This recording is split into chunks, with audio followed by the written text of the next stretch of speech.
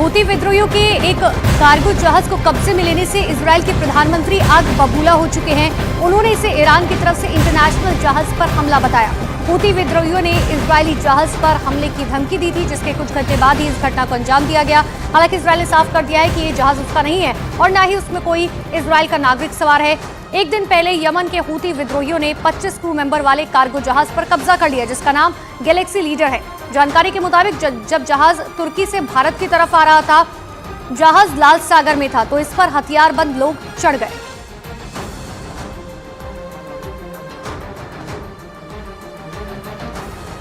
तो जिस तरीके से कार्गो जहाज को कब्जे में लिया गया है, उसके बाद से अब लगातार नेतन्याहू जो है वो आग बबूला है।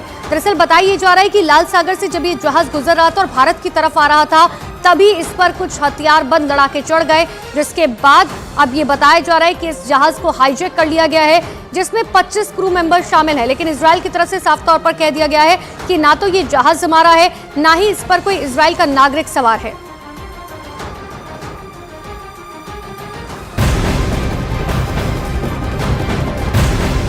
एक और बड़ी खबर आपको बता दें, ईरान के सर्वोच्च नेता अयातुल्ला अली खामनेई ने मुस्लिम देशों से इजराइल के साथ राजनीतिक संबंध तोड़ने की अपील की है। वहां की न्यूज एजेंसी की रिपोर्ट के मुताबिक अयातुल्ला अली खामेनेई ने कुछ वक्त के लिए मुस्लिम देशों से इजराइल के साथ राजनीतिक संबंध को तोड़ने की अपील की है। पिछले हफ्ते मुस्लिम देशों के गठबंधन OIC की बैठक में इजराइल पर प्रतिबंध लगाने पर सहमति नहीं बन पाई थी, जिसके बाद अब ईरान के सर्वोच्च नेता ने इजराइल से कम राजनीतिक संबंध तोड़ने की बात कही। इधर गाजा पट्टी में चल रहे ग्राउंड ऑपरेशन में IDF को बड़ी कामयाबी मिली। गाजा में हमास के सुरंगों को पूरी तरह से खत्म करने की कोशिश में जुटी IDF ने इस बात का दावा किया कि अब तक हमास के 35 सुरंगों को तबाह कर दिया गया।